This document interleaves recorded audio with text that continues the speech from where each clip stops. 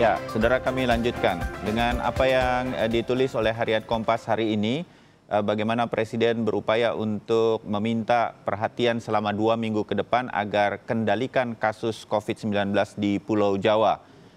Mas Doni masih bersama kami untuk menjelaskan ini. Ini concern atau perhatian Presiden karena Pulau Jawa memang belum tampaknya mampu mengendalikan situasi COVID-19. Mas Doni. Iya, jadi karena Pulau Jawa adalah epicentrum, ya, dan peningkatan kasus harian itu di Jawa Barat, Jawa Tengah, Jawa Timur itu masih cukup besar, begitu. Jadi ini menjadi konsentrasi pemerintah untuk segera bisa mengendalikan kenaikan jumlah pasien positif COVID-19 di provinsi-provinsi tersebut. DKI sudah ada perkembangan yang cukup baik, tapi tetap saja kita harus waspada, begitu.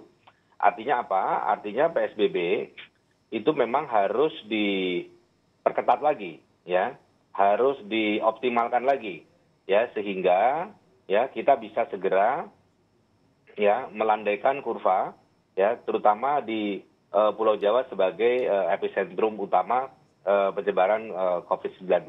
Begitu, Mas Bayu. Ya, Prof. Zubair, berkaitan dengan upaya yang akan dilakukan 2 minggu ke depan. Oh, Prof. Zubair masih tersambung ya dengan kami? Suaranya masih tersambung, tapi view-nya nggak ada ya. Oh, tidak apa-apa. Nanti kita akan upayakan untuk videonya tetap muncul kembali, tetapi suara Prof. Zubair yang penting ada dulu. Jadi kalau berkaitan dengan Pulau Jawa seperti saat ini, apa dengan Presiden yang ingin mengendalikan kasus COVID-19 di Pulau Jawa dalam 2 minggu ke depan, Prof. Zubair? Iya, itu memang menjadi masalah untuk 2 minggu ke depan. Ya, kita harapkan 2 minggu ke depan terdapat peak-nya. Kalau belum, ya mohon mungkin ditunda dulu. Iya. ID di beberapa kesempatan, walaupun bukan melalui Prof. Zubair begitu, sempat mengatakan bahwa agak sulit ini menentukan puncak pandemi di Indonesia. Karena data-data yang selama ini kita tahu, masyarakat tahu dari jubir penanganan untuk COVID-19 misalnya, kan bukan data sebenarnya sedemikian rupa begitu. Kira-kira itu maksudnya seperti apa sih, Prof. Zubair, bahwa kita ini sebetulnya masih sulit menentukan puncak dari pandemi COVID-19 di Indonesia? Iya, kan kita baru tes sekitar 120-130 ribu. Jadi kalau mau mendapatkan data yang lengkap, tentu saya selalu bilang kalau boleh mohon tesnya sekitar 100 ribu per hari. Dan saya dengar Presiden juga sudah instruksikan 40 ribu sehari.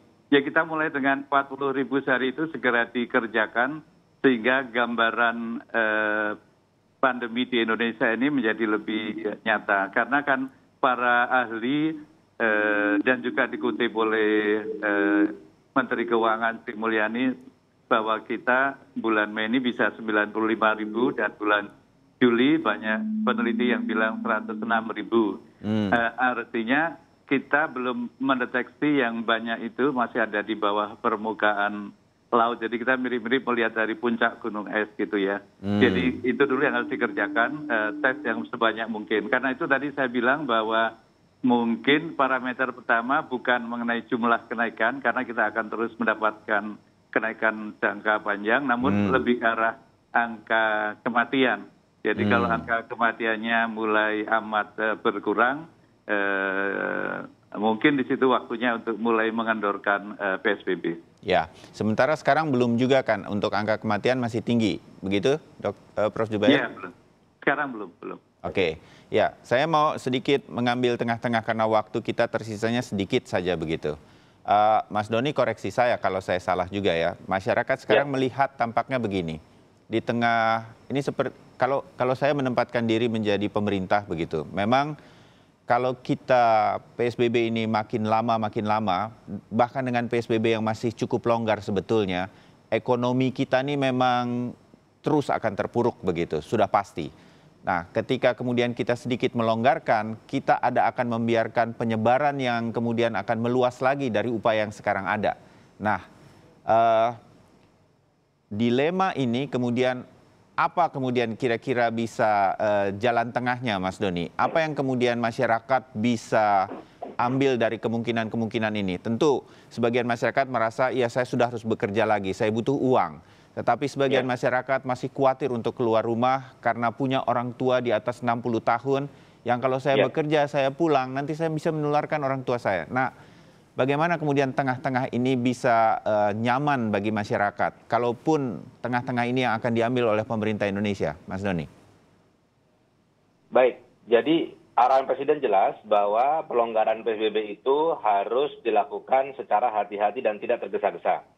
Artinya apa? Prioritasnya adalah tentu saja sekarang bagaimana kurva itu segera melandai dengan pelaksanaan PSBB secara efektif, ketat, dan optimal. Itu yang paling utama. Jadi kita konsentrasinya di situ dulu, ya. Sambil tentu saja bagi mereka yang terdampak, kelas menengah ke bawah, yang kesulitan ekonomi, habis kehilangan pekerjaan, disediakan berbagai opsi jaring pengaman sosial. Ini terus ya ditekankan supaya segera distribusikan tepat sasaran dan cepat gitu. Nah, sambil kemudian kita melihat apabila memang dalam 2 minggu ini ya peak sudah terlampaui, ada pelandaian, maka fase-fase pelonggaran itu bisa segera dilakukan. Ya. Dan tadi ya bagi mereka yang berasal di bawah 45 tahun di sektor-sektor yang memang dibuka untuk beraktivitas ya diperbolehkan dengan protokol kesehatan yang ketat.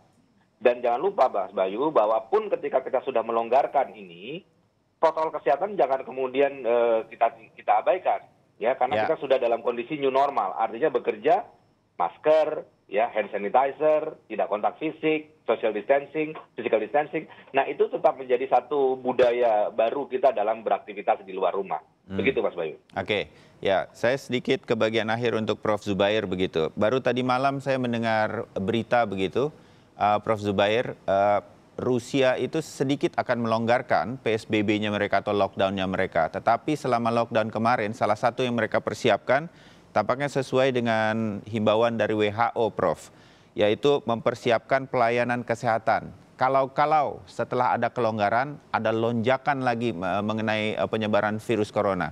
Nah, hal ini mudah-mudahan juga sudah dilakukan di Indonesia. Nah, apa yang harus dipersiapkan jika pemerintah akan sedikit pelan tapi pasti akan mulai melonggarkan demi kepentingan untuk memutar ekonomi misalnya, Prof Zubair?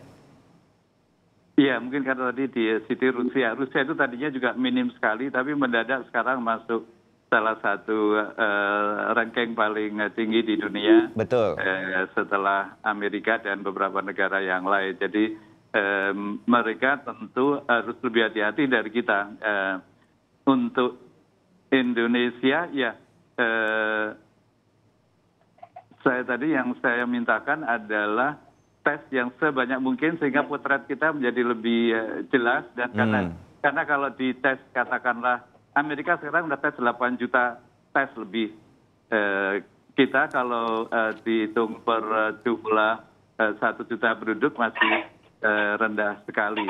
Karena dengan ketemu yang positif kemudian diisolasi, dikarantina, penularan berkurang. Kemudian kalau ketemu kontak tracing-nya orang-orang di sekitar yang positif ketemu, kemudian di karantina juga akan mengurangi rantai penularan, bahkan memutus. Jadi mungkin dari saya itu dulu, mohon tes sebanyak mungkin mulai hari ini, bukan mulai minggu depan, karena kita berkejaran dengan waktu. Ya, baik. Saya cukupkan sampai di sini, semoga kita mengerti. Mas Doni, ada masukan yang mudah-mudahan bisa disampaikan. Baik, Prof Zubair ini kayaknya sudah terima kasih. Ya, kayaknya sudah keempat kali Anda menyampaikan tes massal. Intinya adalah untuk mendapatkan gambaran yang lebih akurat mengenai penyebaran COVID-19 di Indonesia. Begitu ya Prof Zubair. Mudah-mudahan ini kemudian bisa kita bisa melihat petanya kapan sebetulnya puncak dari pandemi ini dan kemudian menentukan langkah yang lain. Terima kasih Mas Doni Gahral Adian, terima kasih Prof Zubair Jurban. Terima kasih Prof Zubair. Terima kasih Mas Bayu, terima kasih Mas Doni. Di kesempatan pagi hari ini mengenai apa yang kemudian akan dilakukan pemerintah untuk mengendalikan COVID-19, Saudara.